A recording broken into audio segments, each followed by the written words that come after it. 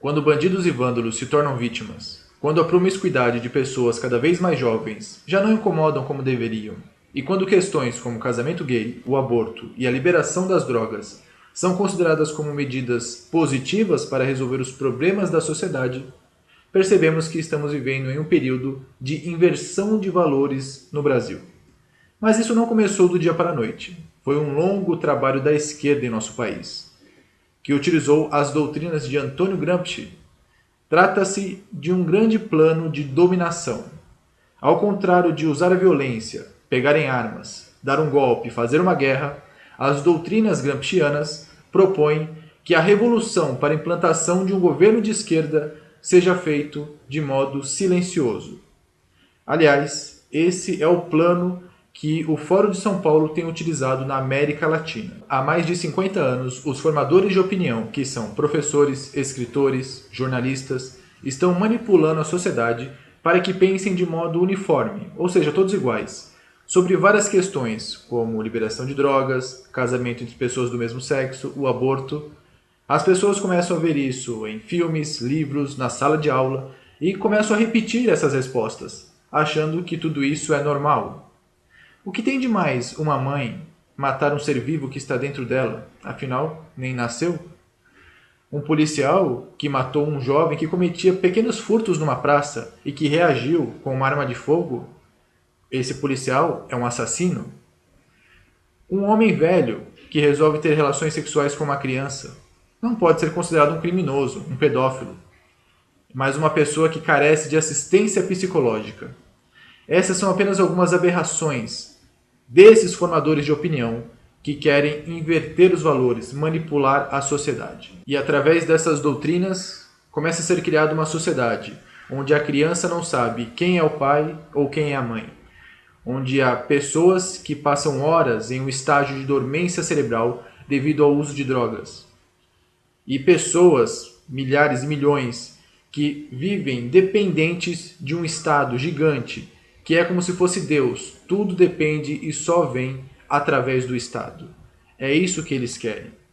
Uma sociedade sem valores. Valores que demoraram anos, milênios eu diria, para que fossem estabelecidas. E que tornaram possível a liberdade e os poucos direitos que nós temos nos dias de hoje. As pessoas começam a ficar sem entender o que é certo e o que é errado. Esse é o plano deles. Ter uma sociedade sem crenças, sem virtudes, valores, uma sociedade frágil, e eles estão conseguindo. Mas como podemos mudar essa situação que está acabando com a nossa nação? Bom, eu já falei aqui nos meus vídeos no YouTube que cada brasileiro pode fazer a sua parte. Na escola, no trabalho, na rua, em família, falando o que acha sobre várias questões. Você, cristão conservador, que é a maioria neste país, dizendo que o que determinada pessoa está fazendo está errado ou está certo, é aquilo que você acredita ou não. Você tem que dizer para influenciar outras pessoas, só assim podemos mudar a sociedade. Mas será que através dessas atitudes podemos realmente acabar com esse plano da esquerda de dominação? É claro que não. A mudança realmente não vai acontecer, porque esse trabalho será apenas de contenção, de soldados, eu digo. Porque há décadas a esquerda está trabalhando com doutrinas como a gramsciana. Então a solução é através do voto, da eleição, que temos neste ano de 2016. Mas alguns jovens, principalmente eles, que não se interessam muito por política, vão dizer assim, eu já ouvi isso muito, olha para minha cara e diz que eu gosto de política, O jovem, que tem aquela arrogância que é comum da adolescência, de achar que é mais inteligente que os seus pais, mais inteligente do que outras pessoas, tem essa postura para tentar demonstrar inteligência, superioridade, mas na realidade acaba demonstrando uma ignorância tremenda. Bom, é só através da política que nós vamos mudar este país, com o voto de cada brasileiro. Se você acha que a política é uma porcaria e que os políticos são ladrões, você não está errado. O problema é que a política que é estabelecida nesse país, o modo de governar, é através de uma única ideologia, a esquerda, e tem sido assim por décadas. Então, o que nós precisamos fazer é mudar isso, virar o jogo para tirar essa ideologia do poder, retirando quem manda lá em cima através de uma eleição onde vereadores e prefeitos de direita conservadora, com pensamento cristão, sejam eleitos, eles podem mudar essa questão de dominação que a esquerda está fazendo em nosso país. Com novas diretrizes na educação, novas propostas para que professores e diretores possam ensinar os seus alunos sem essa interferência do Estado, sem essa doutrina de dominação, de dependência estatal e de inversão de valores que estão sendo feitas em nosso país. Só assim podemos mudar este país. Vereador e prefeito parecem dois cargos políticos com pouco prestígio e também com pouco poder, se você analisar a hierarquia política com o presidente lá no topo. Mas, na realidade, eu diria que são dois cargos de extrema importância, porque eles estão mais próximos da sociedade e sabem o que cada bairro precisa, o que o governo precisa fazer ou não. E é através deles que nós podemos fazer as primeiras mudanças. É ali que eles podem tornar o Estado menor e interferindo cada vez menos na sociedade. Em uma cidade que tem poucos vereadores, que tem um prefeito, é muito mais fácil da população se unir para fazer as mudanças do que em um país inteiro, que requer a ajuda de toda a população. Isso pode acontecer, toda a população pode se unir do país, mas primeiro, esse importante evento das eleições de 2016 se tornam a chave para isso, para que as cidades comecem a se mobilizar. Os cristãos, os conservadores, as pessoas que são bem educadas, que querem aprender, que querem mudanças no nosso país, comecem a agir como vereador e prefeito, para depois, em 2018, fazer as mudanças no Congresso e na Presidência da República. Mas afinal, como escolher um bom candidato nas eleições de 2016? Primeiro você deve entender que nem sempre a pessoa que tem aquela vontade de mudar o país vai ser um bom candidato para que você vote. Infelizmente, neste país, as pessoas não verificam quais são as propostas, o plano de governo, as ideias, o que aquele candidato acredita na hora de votar. Sempre prevalece o marketing político e as verdades que aquela pessoa fala. Verdades entre aspas, né?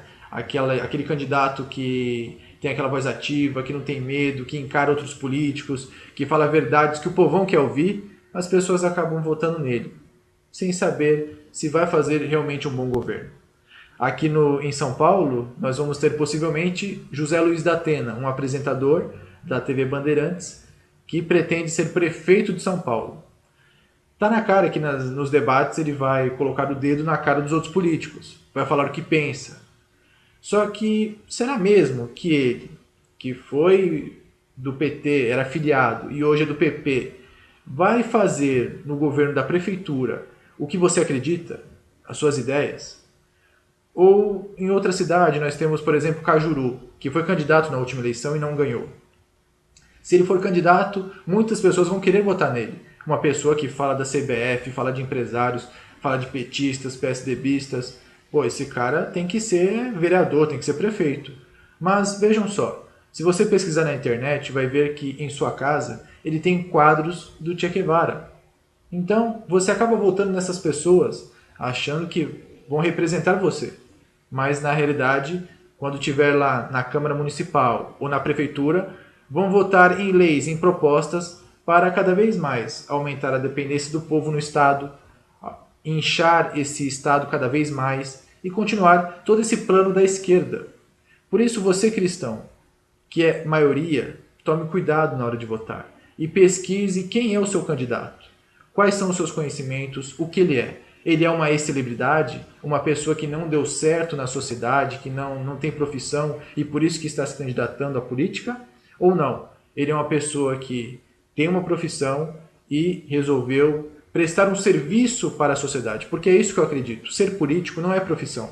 É você prestar um serviço ao Brasil. Você que é professor, engenheiro, empresário, você acaba se tornando político.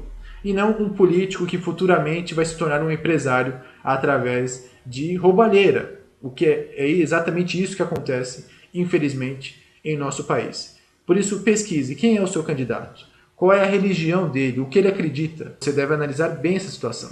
Porque parece assim, não, esse candidato ele vai votar para o casamento gay. O que tem isso, os gays casando?